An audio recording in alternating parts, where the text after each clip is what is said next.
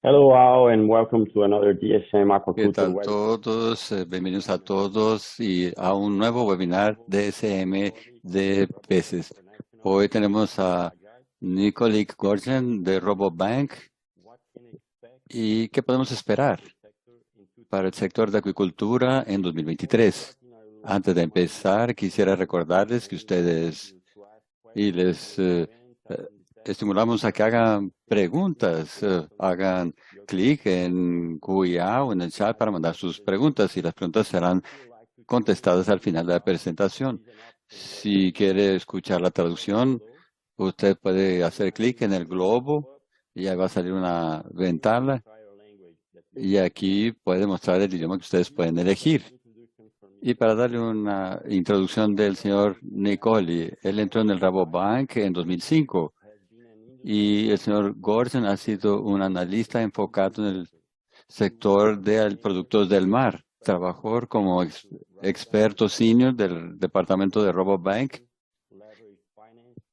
para estudios financieros y la gestión del riesgo de crédito.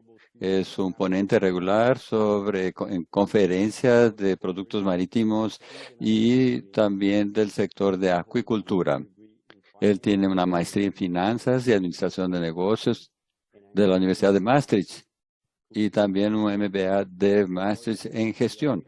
Gordon, le agradecemos su participación y por favor empiece su presentación. Muchas gracias, Tiago, y a todos. Voy aquí a la próxima página. Hoy vamos a hablar un poco sobre este sector. Muchas gracias por la invitación. Es un honor hablar en su evento. Para aquellos que no conocen el Rabobank, somos uno de los mayores bancos que funcionan en la industria de acuicultura y de productos del mar. Nosotros financiamos desde genéticas, alimentos, genética, producción en todos los continentes, desde Alaska hasta China. Y estoy encargado del sector de acuicultura.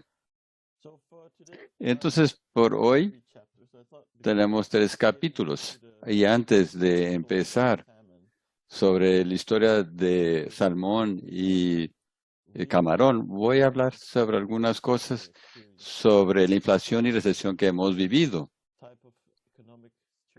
Esta es la situación económica en la que nos encontramos, con los detalles sobre el comportamiento de los productos del mar. Entonces, nosotros tuvimos COVID, que ahí cerró todo. Después tuvimos un boom después de COVID, después tuvimos inflación y ahora tenemos también un poco de recesión. Ha sido un periodo bastante turbulento.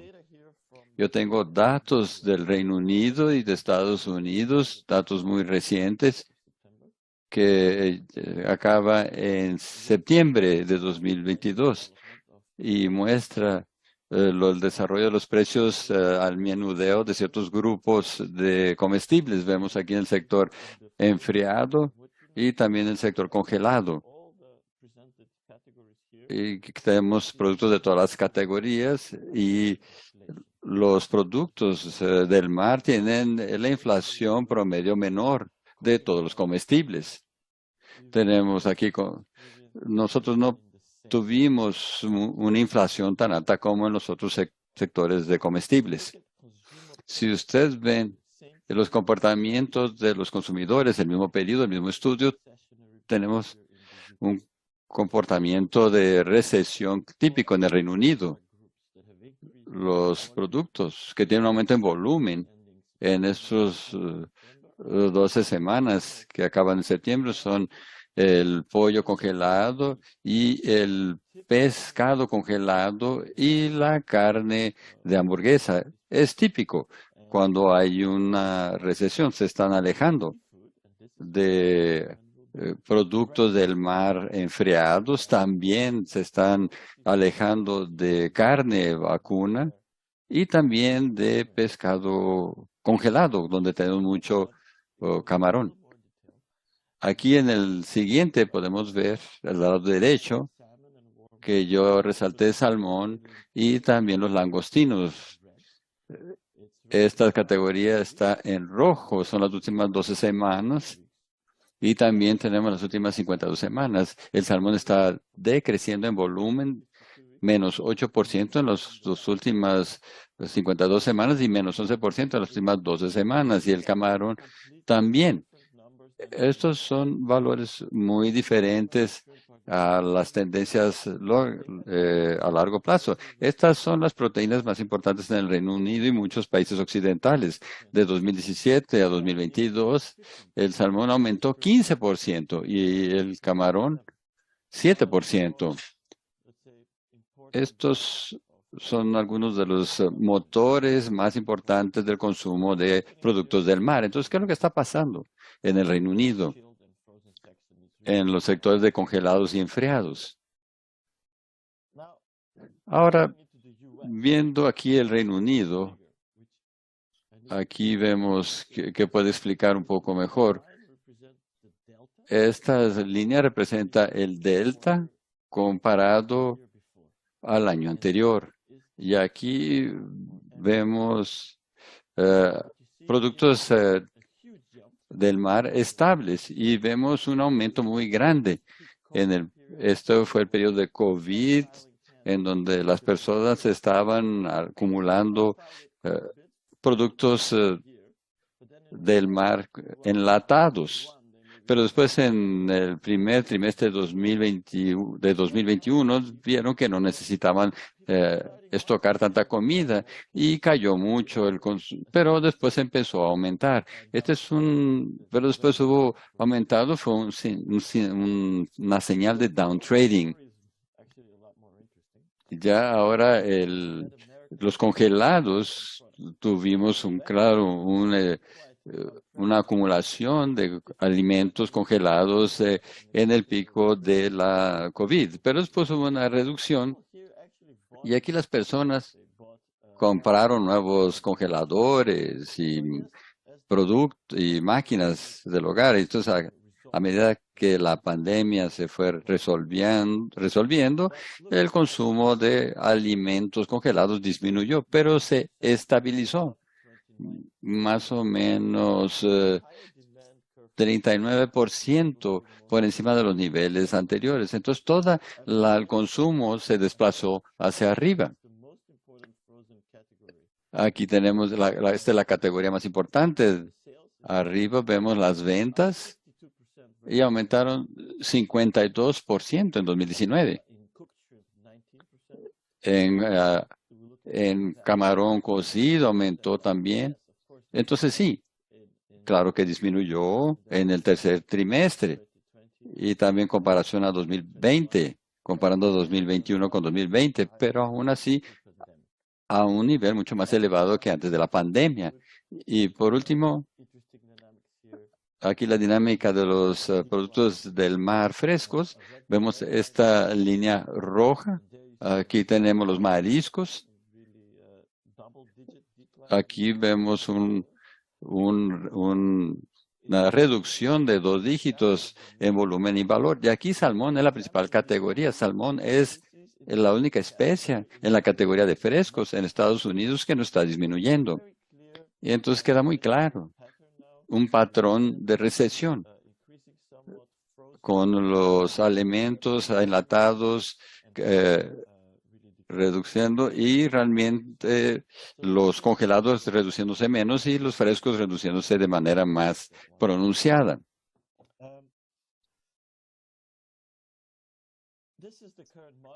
Este es el modelo actual que tenemos. Noruega, si se acuerdan, en 2021 fue un año de mucho crecimiento, casi 12% de crecimiento, porque mucho del salmón creado en 2020 fue vendido en 2021.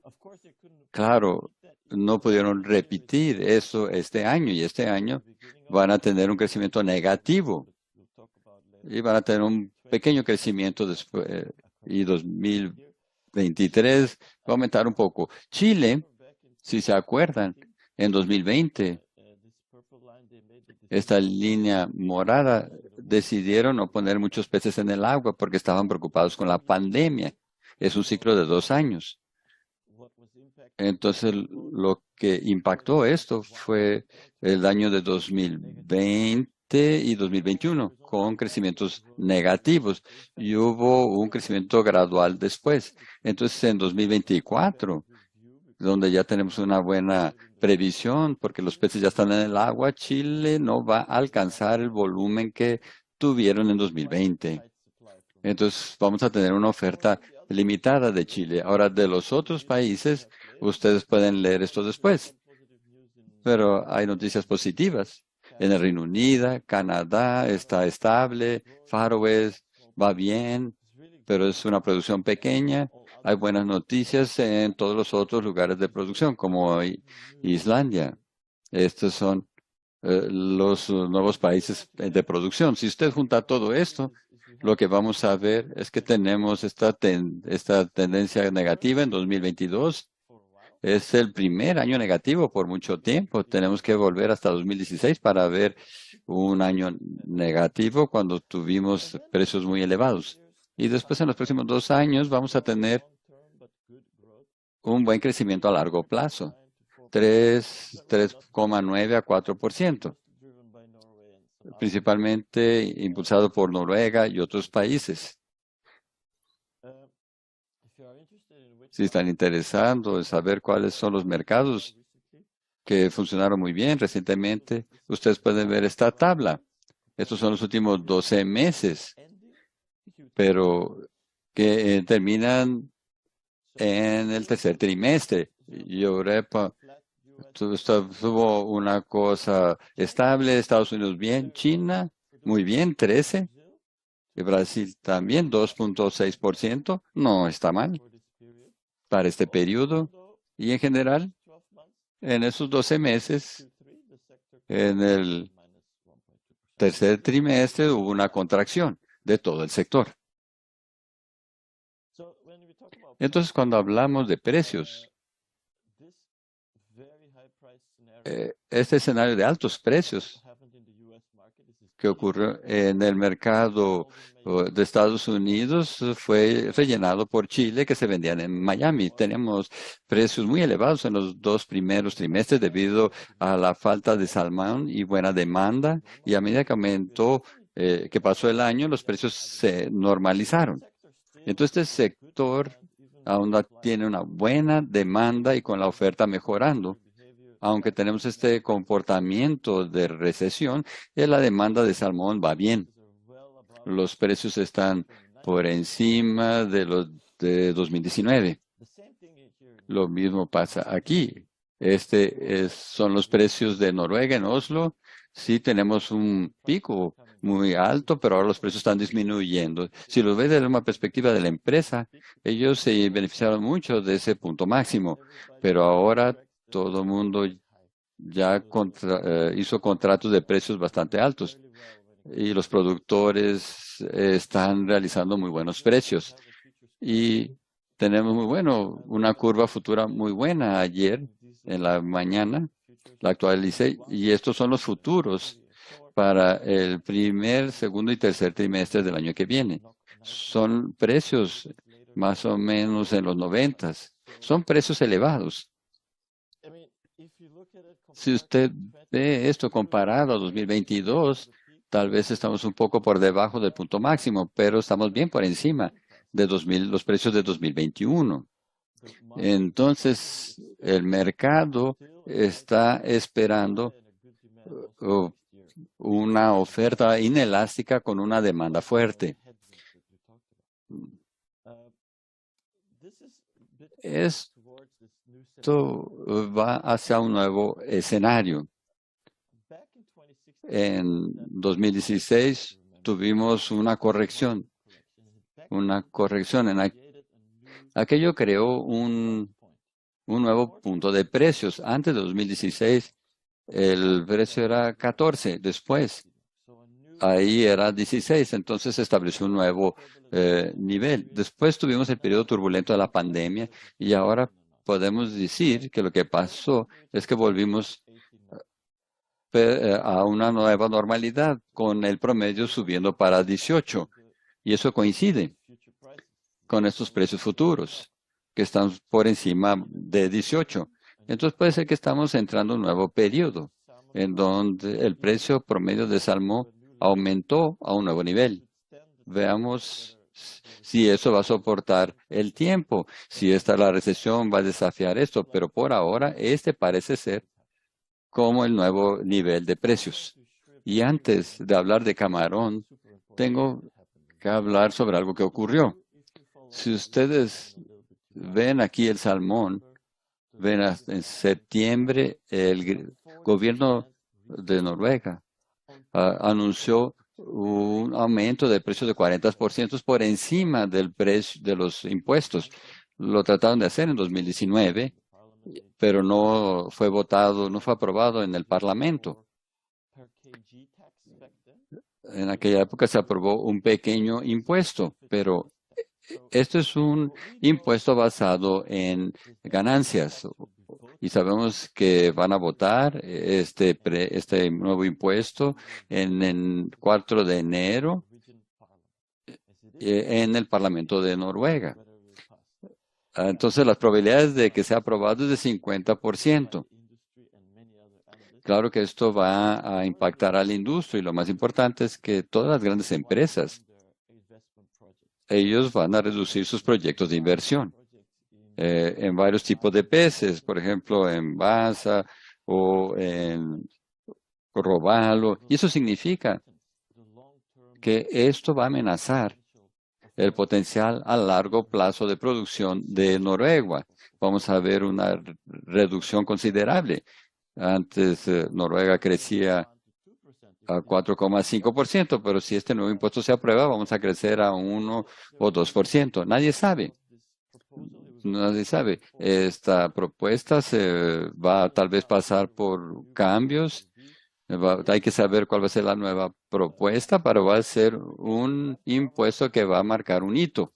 Y todo el mundo está prestando atención porque si Noruega, con su enorme capital y sus grandes ingresos de gas y petróleo, aprueba un impuesto como este para la industria de agricultura más importante y sostenible, ¿qué van a hacer los gobiernos de Brasil, Chile o de otros lugares?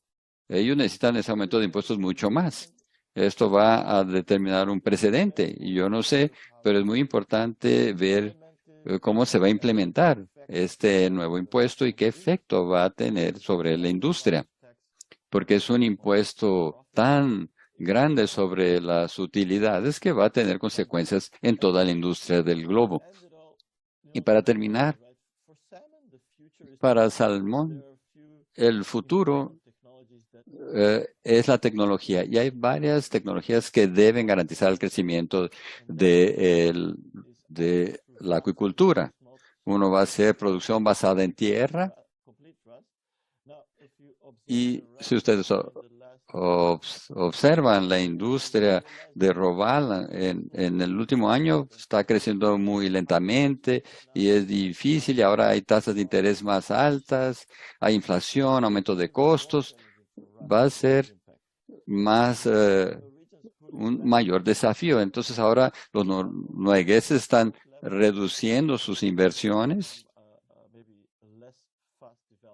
Entonces el desarrollo va a ser menos rápido. Yo no sé cómo va a ser el impacto sobre la producción offshore. Ahora no hay impuestos sobre eso. Entonces tenemos la esperanza de que sea una nueva prioridad en términos de proyectos para la industria de Noruega, pero es muy temprano para decirlo. Hay muchas preguntas, claro, sobre cómo se va a realizar el crecimiento en la industria con los costos actuales y las tasas de interés actuales y con la perspectiva de los impuestos. Entonces, eso es salmón. Parece que el año que viene va a ser bueno, pero vamos a ver qué ocurre con este nuevo impuesto. Tal vez no sea aprobado por el Parlamento noruegués. Ahora, en los últimos 10 minutos voy a hablar sobre el sector de camarón y quiero empezar con los precios. Este es el índice para las importaciones y exportaciones de Estados Unidos y vemos que tenemos un punto de inflexión en 2022. El año empieza alto, ya estaba bastante alto en la final de 2021 y ese punto alto de precios continuó y a lo largo del año disminuyó y vean dónde estamos ahora. Es un precio muy bajo. Ese precio va a generar una reacción de la oferta y está determinado en parte por exportaciones de Ecuador y también una falta de demanda. Veamos la línea del tiempo en este sector. ¿Qué es lo que pasó? Esta gráfica es un flowchart de las importaciones en valor por grandes compradores. Hay tres grandes compradores: Estados Unidos, China y Reino Unido. Y en 2020, obviamente, estuvo muy rojo porque hubo la pandemia, principalmente en China, que compraron menos 1.000 millones en valor porque encontraron, ¿se acuerdan que encontraron residuos de COVID en los empaques congelados de camarón? Y en 2021 hubo una gran recuperación, principalmente en Estados Unidos. Un fuerte comprador aumentaron sus importaciones en 1,5 mil millones de dólares. Todo el mundo se recuperó, menos China. Y después, en el primer semestre de 2022, fue muy bueno. Pero debemos ver que 2022 no es solo una categoría. Lo dividí en los 3 trimestres para los cuales tenemos datos. Y vemos que Estados Unidos empezó muy positivo. El resto está más o menos. Y en el segundo trimestre como que está estable. Pero el tercer trimestre empieza una dinámica interesante, con Estados Unidos y Europa comprando menos. En agosto, por ejemplo, Estados Unidos tuvo un punto de inflexión y empezó a comprar menos camarón. Pero vean, China aumentó en 1.000 millones. Entonces, de pronto, China abrió, cambió y empezaron a comprar los productos y redujeron algunas de las exigencias. Entonces, hubo un desplazamiento de la demanda de Estados Unidos para China.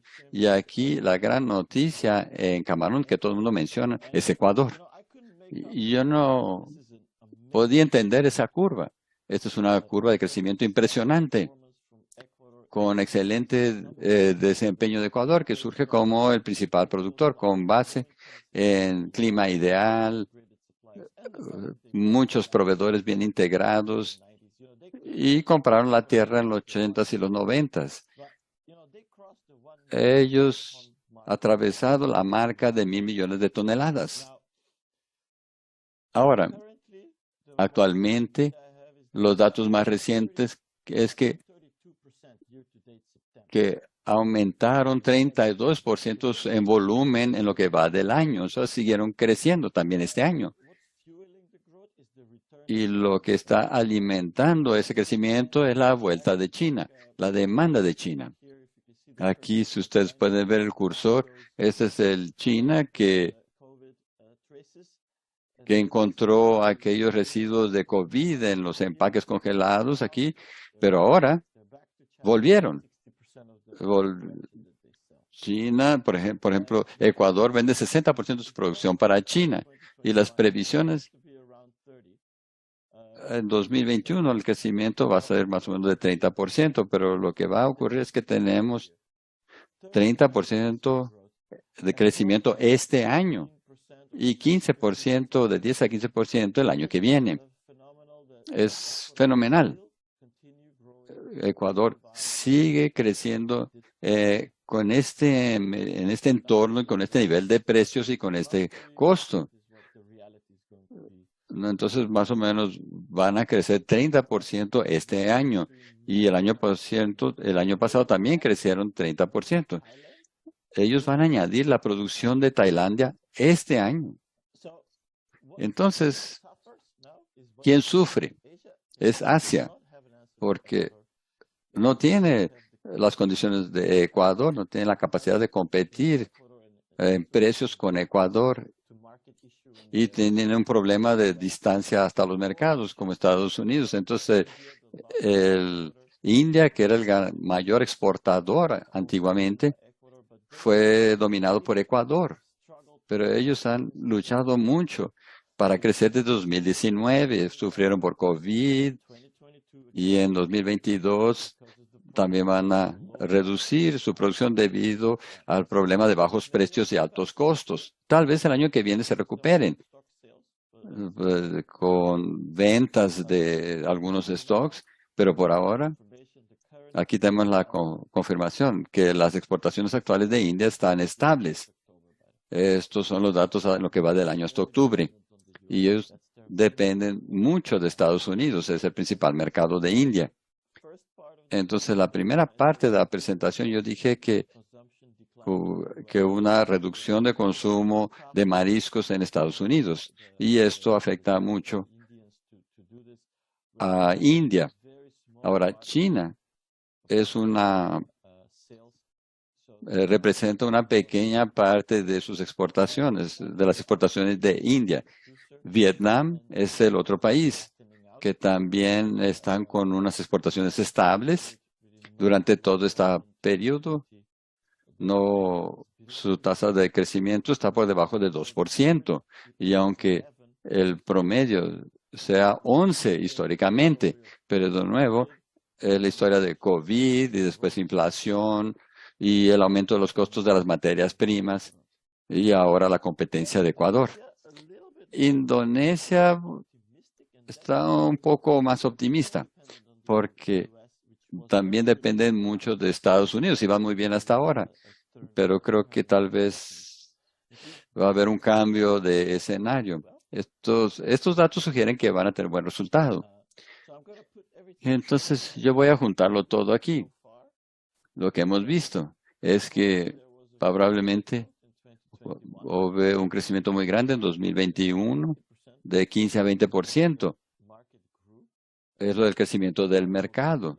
Un crecimiento muy bueno, estimulado por la demanda en Estados Unidos, principalmente. Y en 2022, China entra de nuevo como comprador.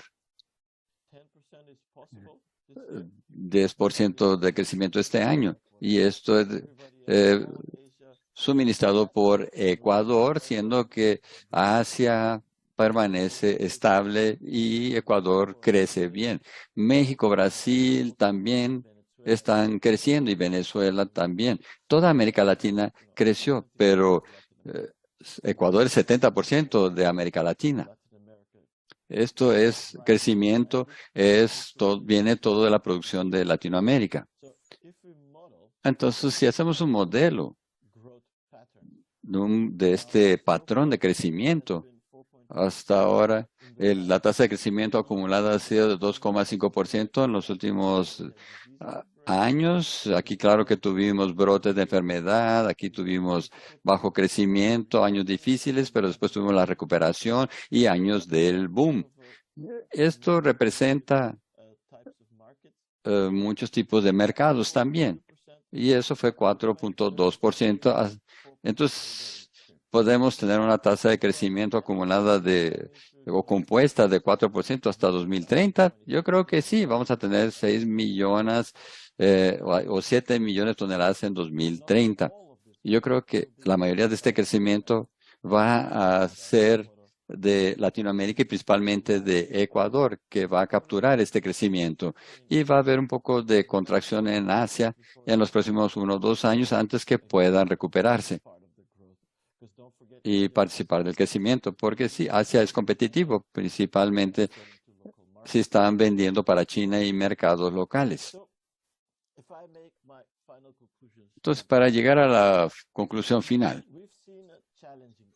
hemos visto un periodo muy desafiador, donde tuvimos altos costos de alimento balanceado, también altos costos de fletes que disminuyeron un poco, pero los costos en Asia están altos. Los costos en general se elevaron al mismo tiempo, los precios están por debajo del año de 2019 y esto es un reto.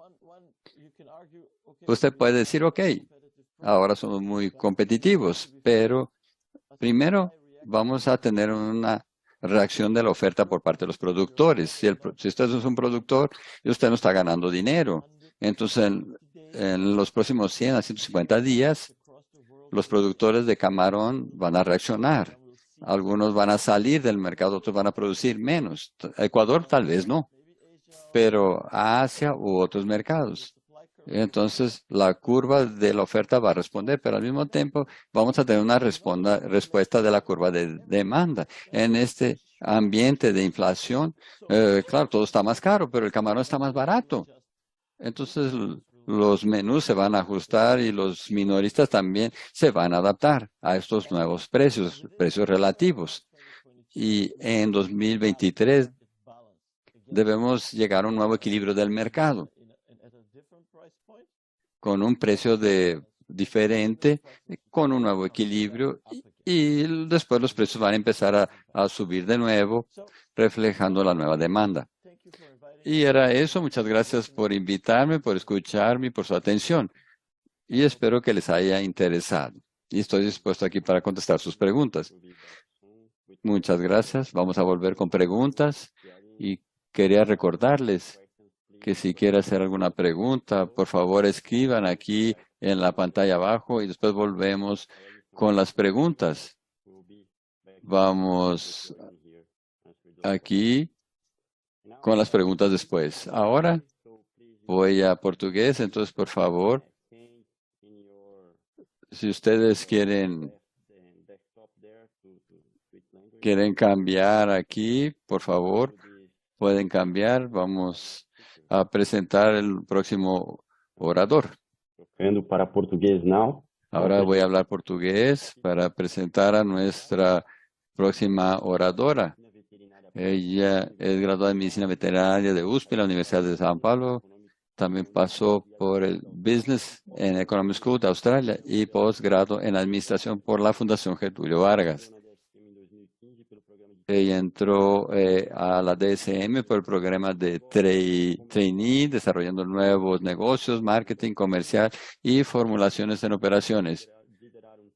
Y lideró un equipo de 10 personas con estrategias y trabajó en proyectos globales. En 2002, Stephanie entró al Departamento del Mercado Global para hablar de las perspectivas de mercados del agronegocio. Stefan, bienvenido a nuestro webinario y usted tiene la palabra. Gracias, Thiago. Primero, gracias por la invitación y felicidades, Gorsen, por su excelente presentación. Informaciones muy interesantes. Lo que yo tengo aquí de información va a complementar lo que él dijo. Él habló de agua. Yo voy a hablar más sobre economía y un poco sobre las enfermedades que afectan porcinos y aves y hablar un poco sobre la parte de granos y de insumos. Entonces, comenzando aquí, nosotros trajimos a hablar un poco de las incertidumbres que estamos sufriendo aquí en América Latina. Ya tenemos la situación de COVID más controlada. Tenemos personas que aún están haciendo pruebas, tienen dificultad de la entrada de turistas. Voy a comentar un poco qué es lo que está pasando aquí. La disponibilidad también y los costos de mano de obra están muy elevados. Es uno de los factores que están aumentando los costos que vemos aquí. Yo estuve en Europa hace poco tiempo y Gordon también puede comentar y puede confirmar. Varios lugares aún tienen muchas vacancias de empleo. No encuentran mano de obra cualificada. Hay esa dificultad en el momento y un crecimiento más lento del PIB en este año y para el año que viene en algunas economías. También tuvimos la peste africana. China se está recuperando y algunos países de África con focos de peste porcina africana, que es un poco desafiante en Europa y Asia. Y la cuestión de los costos de producción, los precios de granos, fertilizantes, energía, transporte, todo eso aumentando. Los costos, lo que dificulta la producción para varios sectores de agua, porcinos y aves para obtener márgenes positivos en su producción. Y también tenemos la guerra de Ucrania en el presente. Entonces, hablando un poco de COVID, aquí tenemos la Cámara de Comercio, la Unión Europea. La Cámara de Comercio de la Unión Europea liberó en septiembre una posición sobre cómo algunas empresas, no solo europeas, sino también americanas y de otros países, ven la situación que está ocurriendo en COVID en China. Ellos comentan que tienen ganas de invertir en China, pero en la situación actual es muy difícil entender qué es lo que está pasando y de invertir o aportar valores para futuras inversiones. Hay muchas empresas, la DSM forma parte de esas empresas que están en esa Cámara de Comercio de la Unión Europea. Están reviendo sus inversiones para los próximos años debido a esa interferencia del gobierno en algunas políticas en China que causan impactos en toda la economía, que son impactos fuertes. Aquí también tenemos algunas de las últimas informaciones, algunas positivas.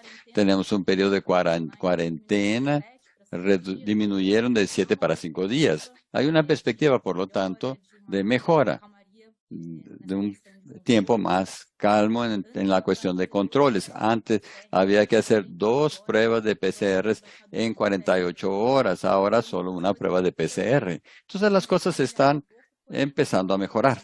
Sin embargo, en ese paper se indicó que no hay una perspectiva de suspensión de esa política hasta fines del primer semestre del año que viene.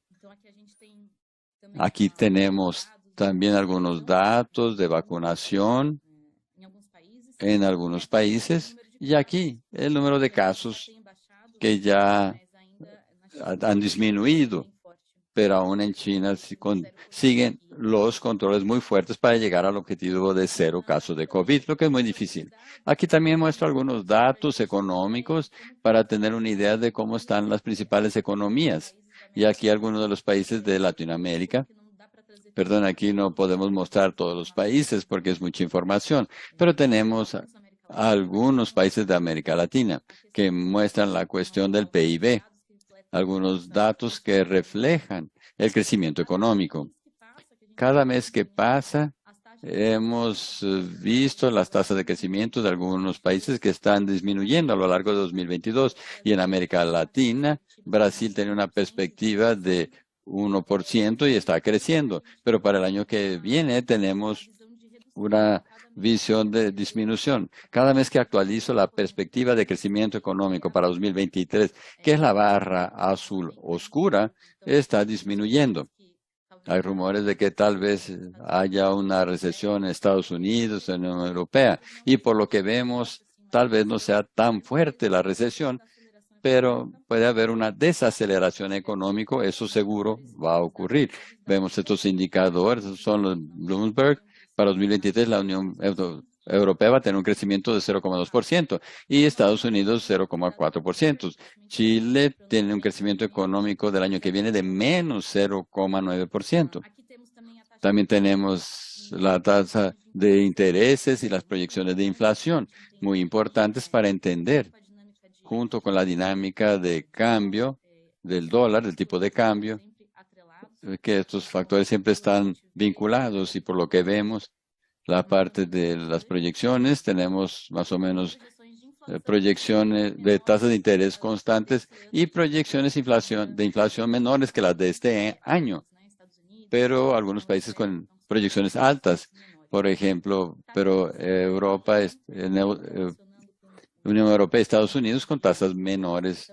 También hay rumores de una recesión y vemos el mantenimiento de la tasa de desempleo en algunos países. En algunos países va a tener un pequeño aumento y en otros países una ligera reducción en comparación con este año, pero en general tiende a mantenerse igual el año que viene a este año. Y también aquí otras de las preocupaciones de este año es que tenemos la guerra en Ucrania, debido a la invasión de Rusia. Desde el inicio del conflicto tuvimos unos puntos máximos de los precios de trigo y maíz, justamente porque Ucrania es una gran exportadora de trigo y de maíz para el mundo, principalmente hacia la Unión Europea, los países de Arabia. Y aquí tenemos, hasta el 11 de noviembre, tenemos aquí el precio del maíz. Desde el inicio del conflicto tuvimos un aumento del 6% de aumento y el trigo con un aumento de 7,6% de aumento del precio. Aquí tenemos otros indicadores de precios futuros. Nos gusta también escuchar mucho las proyecciones del Rabobank y de acuerdo con el Rabobank también esperan que los precios de los granos se encuentran de 10 a 15% por debajo del máximo que vimos en 2022. Esto para 2023, aquí el cuarto trimestre de 2023. O sea, traduciendo, estimamos que los precios se van a mantener elevados. No van a volver a los niveles prepandemia. Sin embargo, ya no están más en aquel punto máximo cuando empezó el conflicto. La cuestión del gas natural, tal vez valga la pena comentarlo. Europa, durante la primavera y verano y otoño, redujeron y empezaron medidas de control, de contención del uso del gas, que han tenido efecto. Y ahora en el invierno vemos que el precio de gas natural está disminuyendo, lo que refleja el éxito de algunas políticas implementadas para poder reducir el uso de gas y guardar eso para el invierno. Aquí también tenemos otros análisis del Rabobank. Vemos aquí como un factor positivo y a pesar de tantas dificultades que estamos viendo, siempre es bueno recordar que hay una cosa es segura. Tenemos un aumento de la población y así tenemos un aumento de la demanda de proteína. Aquí en 15 de noviembre llegamos a 8.000 millones de personas en el planeta. Eso es un hito. No sé si vieron, y esta curva tiende a aumentar a 10 millones hasta 2050. Entonces vamos a tener que seguir produciendo alimentos y la cuestión de las proteínas alternativas, por lo que vemos, hoy en día no tienen escala para producir en el volumen que se produce la proteína de origen animal. No vemos todas estas proteínas alternativas como competidores fuertes de la proteína animal, pero sirven para complementar y atender nichos específicos de consumidores que existen y demandan ese producto. Hay que recordar que con ese crecimiento de la población tenemos un cambio de generación y un cambio en el comportamiento de los consumidores. Y tenemos que pensar un poco en cómo nos estamos comunicando con esas generaciones. Tenemos la tendencia de tener comunicaciones muy técnicas, textos muy prolongados, y la gente que trabaja en la industria animal generalmente le gustan los detalles y explicar mucho lo que está ocurriendo. Pero nuestros clientes, esa nueva generación que viene, ¿cómo hay que comunicarse con ellos? Si vemos por los medios sociales, vemos que es una fotografía y una frase, y es con eso que hay que transmitir el mensaje. Y esto hemos conversado con el sector de aves y porcinos. ¿Cómo nos estamos comunicando la calidad de nuestra carne? ¿Cómo queremos crecer en el mercado? ¿Con qué tipo de comunicación? ¿Y qué tipo de comunicación hemos utilizado? ¿Será que esa comunicación funciona? ¿Será que es la mejor forma de comunicarse con las nuevas generaciones? Y aquí tengo un ejemplo del perfil de productos, del ciclo de vida de productos de pollo. No encontré una curva parecida con el ciclo de productos de agua, pero para tener una idea, podemos usar eso como referencia para la acuicultura. Nosotros tenemos productos que se vendían en alto volumen y hoy ya no. No son los principales productos vendidos. Por ejemplo, ave entera congelada. Tanto en Brasil como en Estados Unidos, este es un producto que está disminuyendo y lo que vemos ahora con mucha fuerza son productos de línea gourmet, comidas preprocesadas, productos sin grasa, ya listos para consumir. Entonces hay que entender qué es lo que el consumidor quiere para poder trabajar siempre un poco adelantándonos al presente, adelantándonos a lo que nos muestra el presente. Por ejemplo, vendíamos muchos tipos de productos. ¿Será que en el futuro vamos a vender los mismos tipos de productos? Esta es una frase que Adolfo, que trabaja en inteligencia de mercados, suele decir. Lo que nos trajo hasta aquí no es necesariamente lo que nos va a llevar al futuro. Entonces hay que rever un poco qué es lo que estamos haciendo hoy para proyectar cómo será el futuro. Tal vez valga la pena pensar en eso en el sector de acuicultura y ver cuáles son los productos que debemos lanzar en el mercado y cuál va a ser la tendencia de la demanda hacia el futuro. Hablando un poco aquí sobre granos, empezamos con maíz. Tuvimos aquí una segunda cosecha totalmente cosechada de 116 millones de toneladas en Brasil. Y la cosecha 22-23 tenemos la expectativa de 126 millones de toneladas. Que antes de entrar en los detalles, es interesante comentar la cuestión del equilibrio entre la oferta y demanda global de maíz. La cosecha pasada para la próxima tenemos una estimación de reducción de 4%. Y podemos ver aquí que la demanda bien apretada en relación a la oferta y los stocks en niveles de 25,9%, más bajos históricamente hablando. Y eso se debe al hecho de que tuvimos mucha sequía en Estados Unidos y en Europa. Entonces, en Estados Unidos, cada mes que pasó en los últimos 4 meses, 4 veces consecutivas tuvimos reducción en las proyecciones de producción de maíz en Estados Unidos. Cerró en 353 millones de toneladas y en la actualidad también cayó debido a la sequía. Hubo una reducción en el volumen y tuvo una reducción de 30 millones de toneladas. Si nosotros vemos 30 millones de toneladas, es prácticamente lo que Ucrania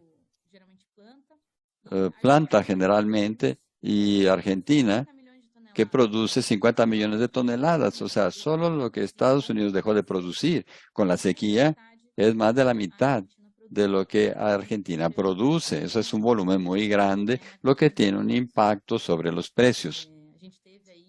Tuvimos entonces la cuestión del aumento de los precios en los últimos meses con esas noticias de la cosecha americana.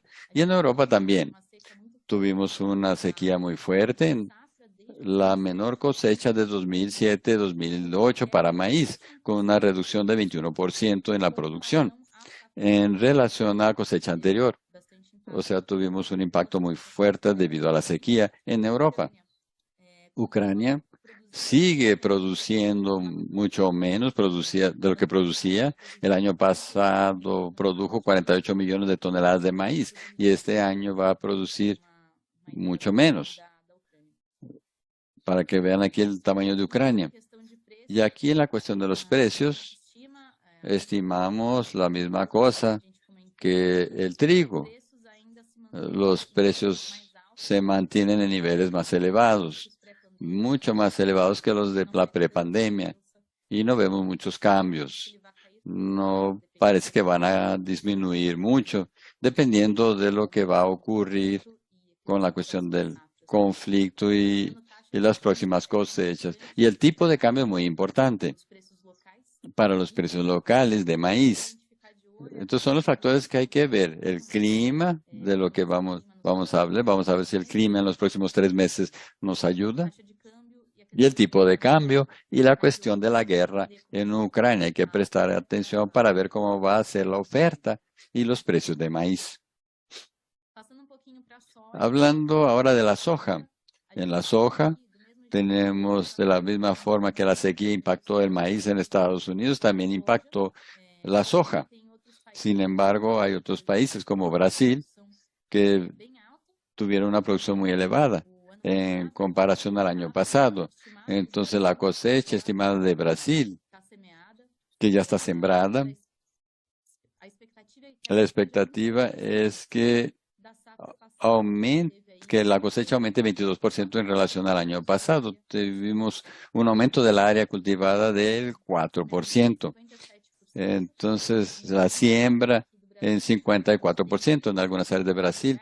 En el estado de Mato Grosso y Goiás tuvimos un poco de sequía, hubo una producción más lenta y una siembra más lenta, pero en la cosecha que viene ya muestra que en global vamos a tener 391 millones de toneladas de soja producida, con una perspectiva de aumento del 10%.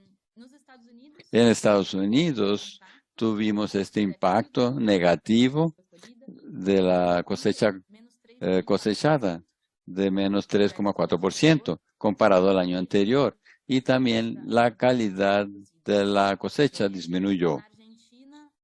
En Argentina, en lo que va del año hasta septiembre, el gobierno quiso estimular la venta anticipada de la soja.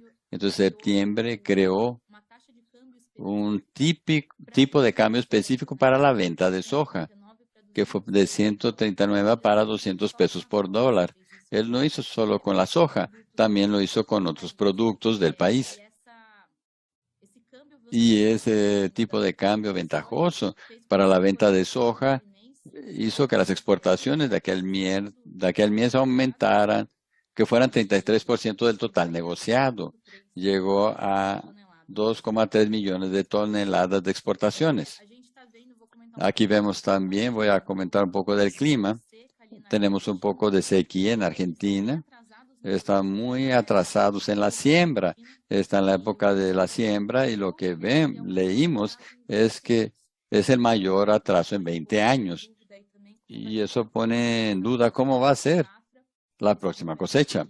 Estas cifras pueden cambiar, pueden disminuir un poco más dependiendo de cómo será el clima en Argentina y también aquí en el estado de Mato Grosso, Goiás, aquí en Brasil.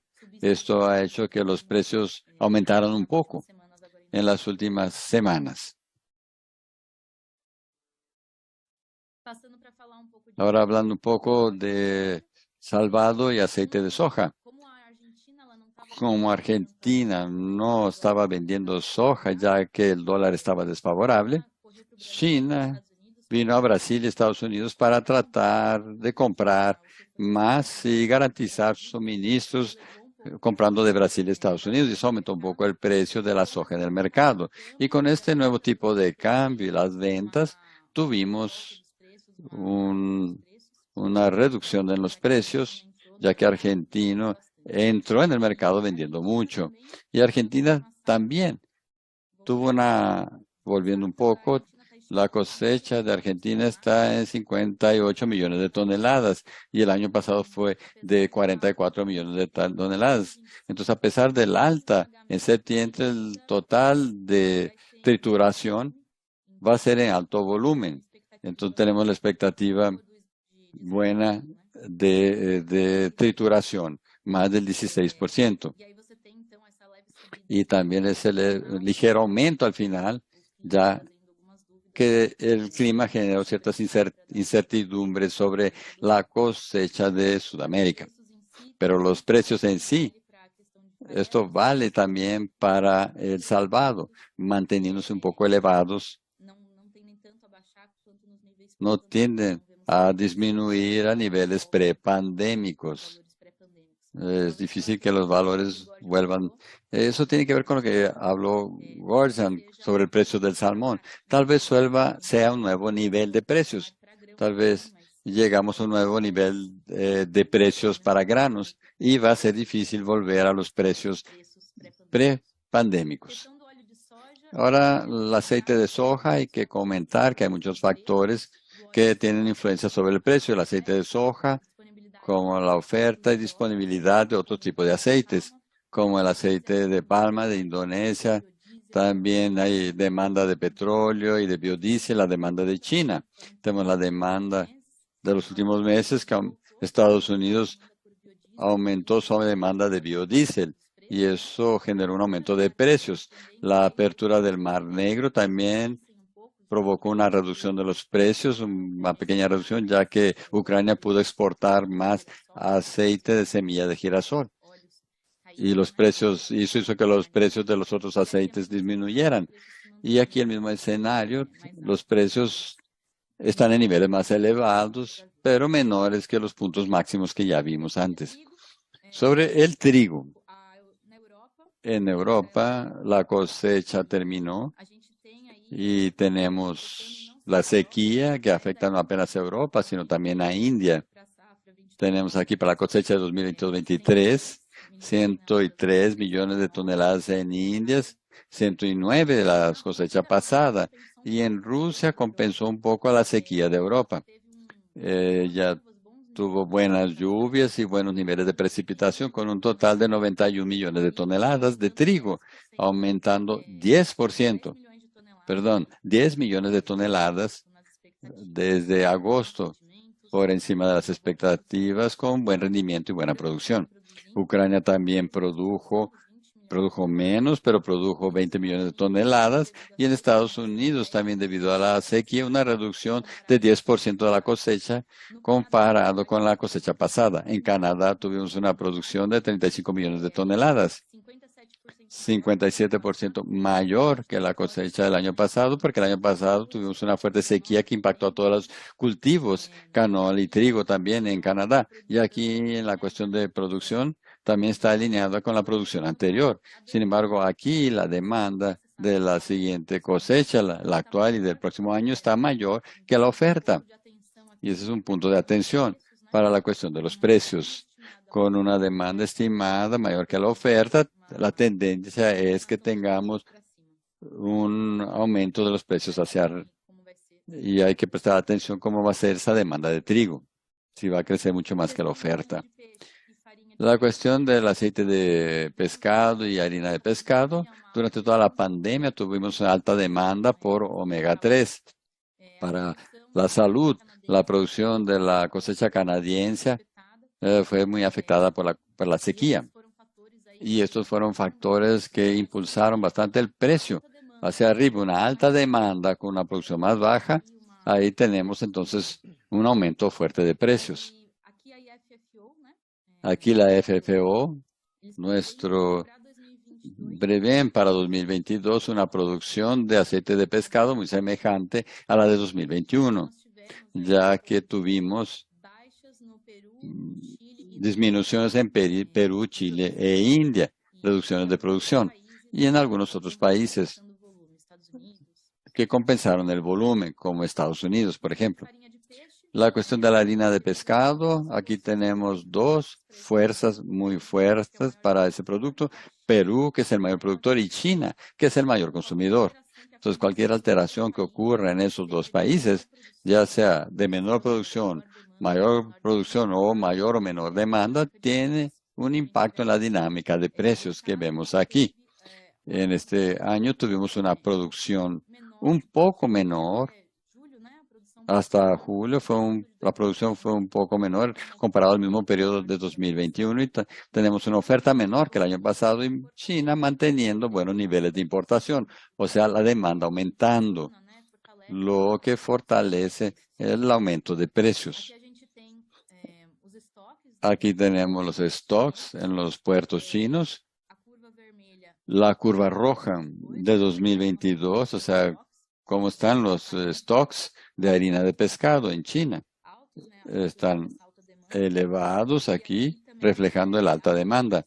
Y aquí las importaciones de China en 2022, que la curva roja, podemos ver que está en niveles más altos que en los niveles de 2020. Y parece que está bastante alta, lo que refleja esa mayor demanda de China, que es lo que está alimentando el aumento de precios. Ahora hablando un poco de clima y después voy a concluir con algunos otros comentarios, porque ya se está acabando el tiempo.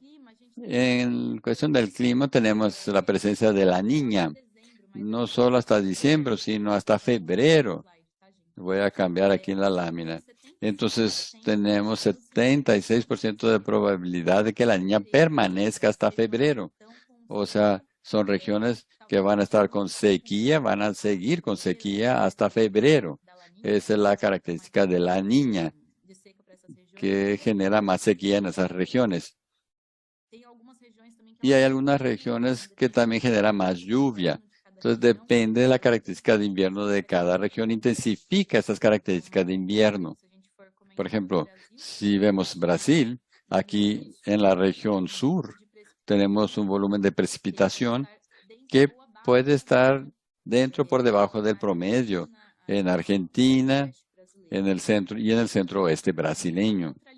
Y una neutralidad climática, o sea, cuando la niña empieza a irse, en el reporte más actual, especifica que tal vez tengamos un clima más ameno. En el promedio a partir de marzo o abril. Este reporte es actualizado mensualmente. Y en los primeros reportes se esperaba que la niña terminara en octubre, después fue para noviembre, diciembre, y ahora se prevé que solo desaparezca en marzo.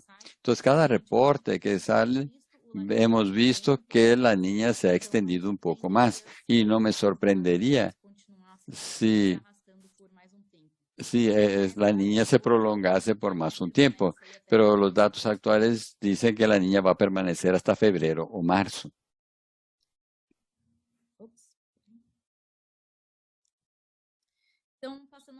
Ahora hablando rápidamente aquí, hablando un poco sobre la gripa aviar. Hay que ver lo que está pasando con otras producciones de proteína animal. Hemos visto aquí la presencia de la influenza aviar en Estados Unidos con nuevos brotes. Y esto tiende a intensificarse aún más ahora en la época del invierno en el hemisferio norte. También tenemos influenza aviar en Canadá con algunos puntos de inflexión. Desafortunadamente, tal vez esto tienda a empeorarse en invierno, ya que tenemos una curva de incidencia que siempre es mayor en la época del invierno. Dos nuevas noticias es que se constató influencia aviar de alta patogenicidad en Colombia y también en Perú, aquí en la región de los cangrejos. Fue esta semana que se detectó esa presencia.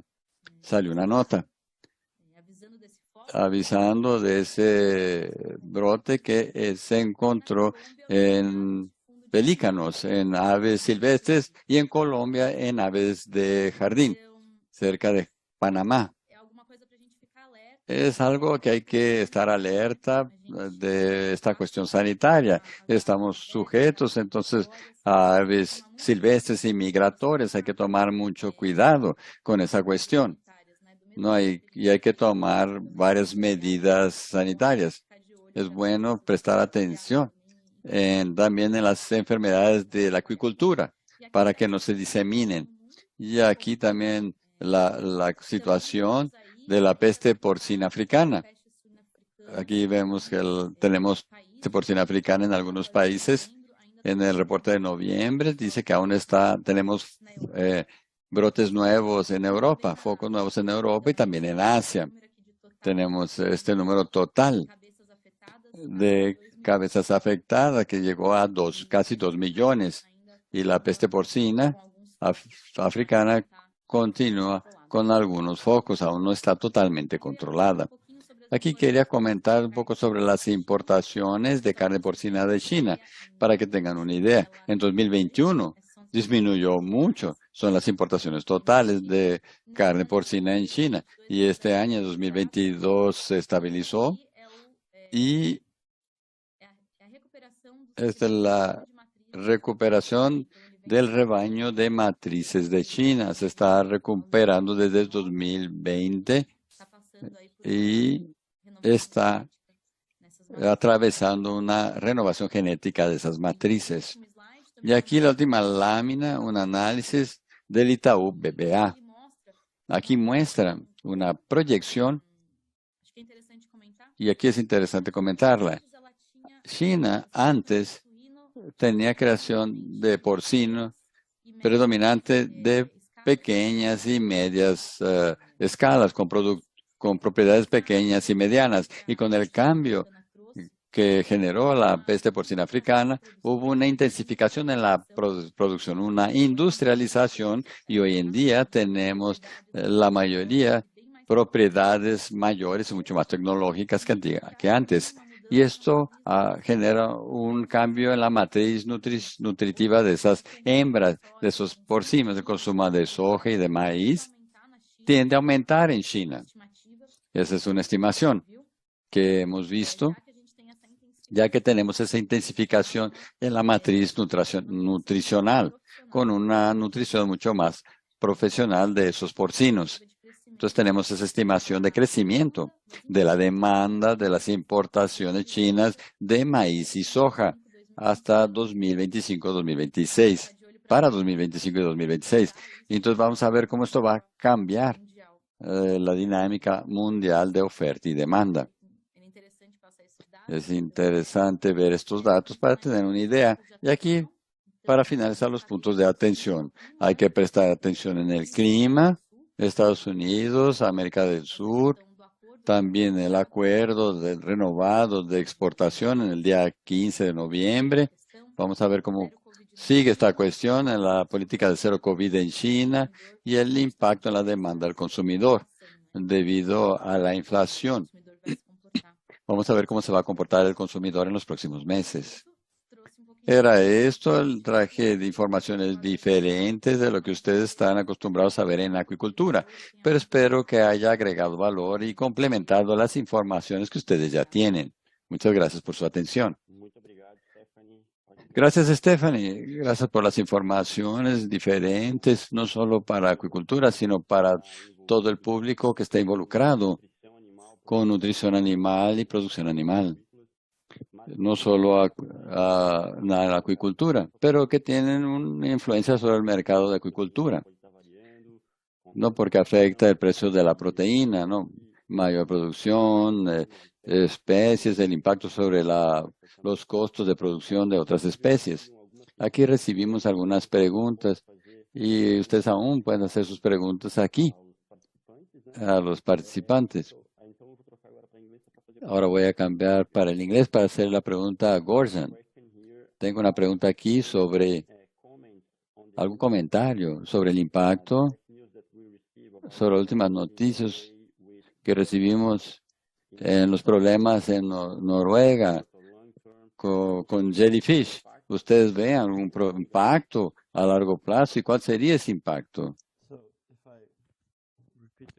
A ver si es sobre el problema del brote de aguas malas o aguas vivas en Noruega.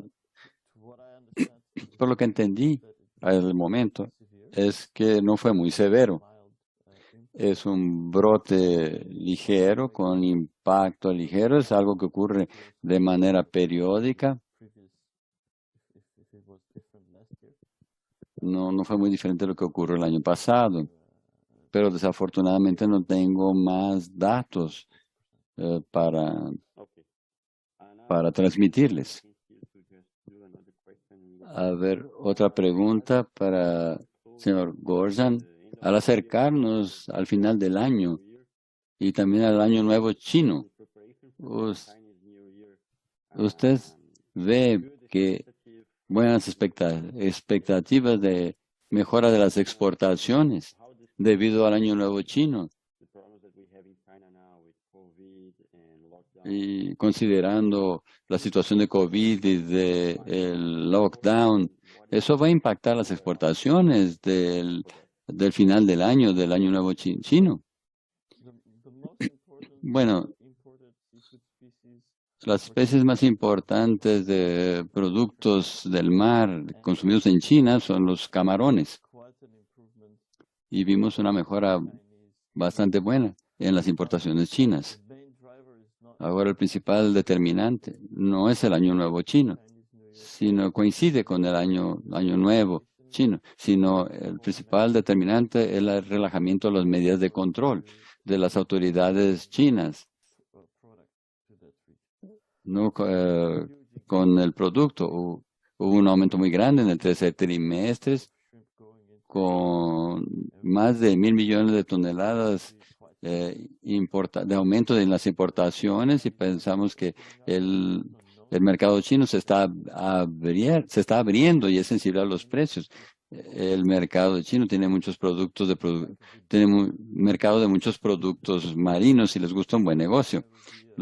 Creo que China va a ser un motor muy importante en el cuarto trimestre. Claro que esto coincide con el Año Nuevo chino, porque es cuando vamos a tener mucho consumo.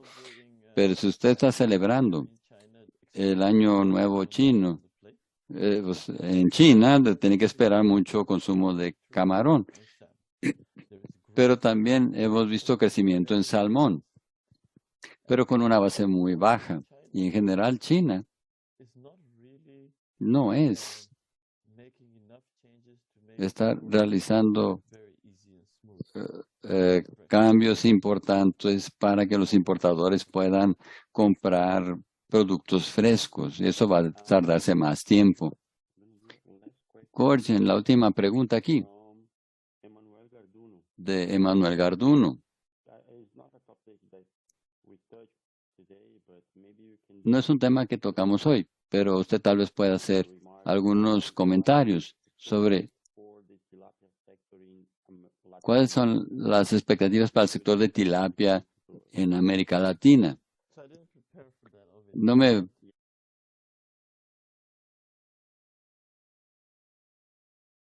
resultados del GSA, la encuesta del GSA. Si me acuerdo así, parece que las perspectivas son muy positivas. Hubo un fuerte crecimiento en la mayoría de los países latinoamericanos. También hubo un aumento muy bueno en Brasil, en la producción de tilapia, en Brasil. No me acuerdo de las cifras.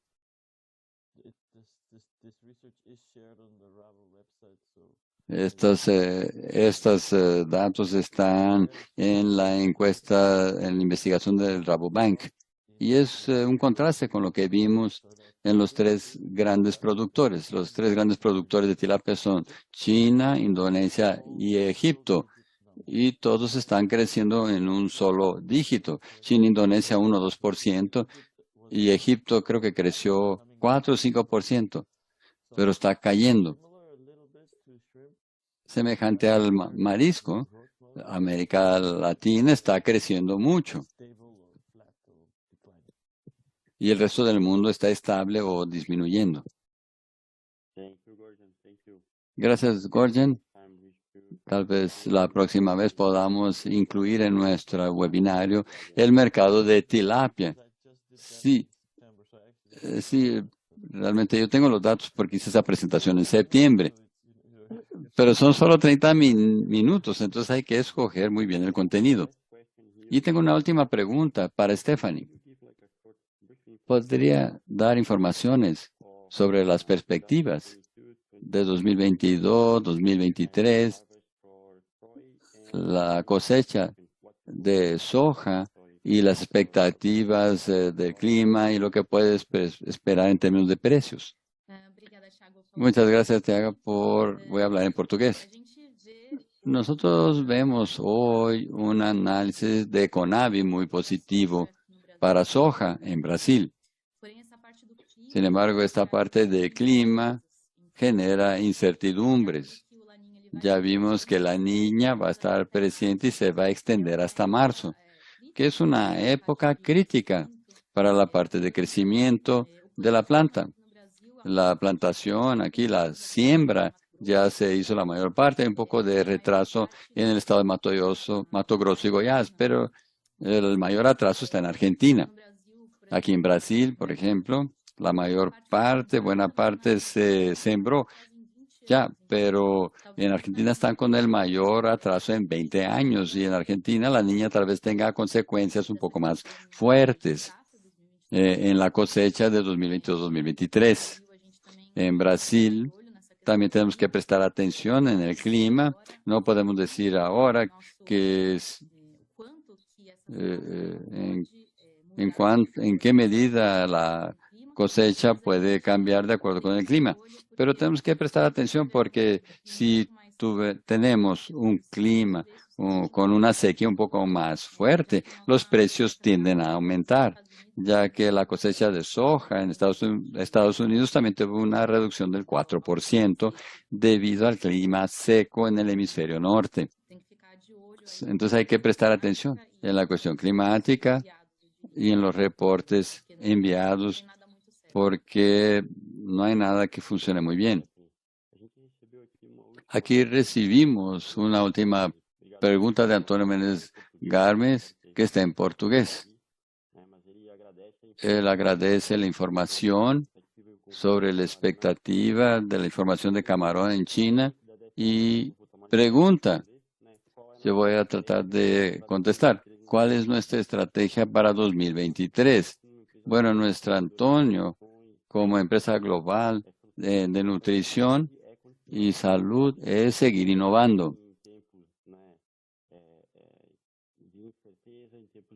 En tiempos de incertidumbre y difíciles, y también tiempos que muestran un enorme crecimiento de la industria de camarón, y debemos seguir innovando y tenemos mucho que hacer en la parte de sostenibilidad del camarón.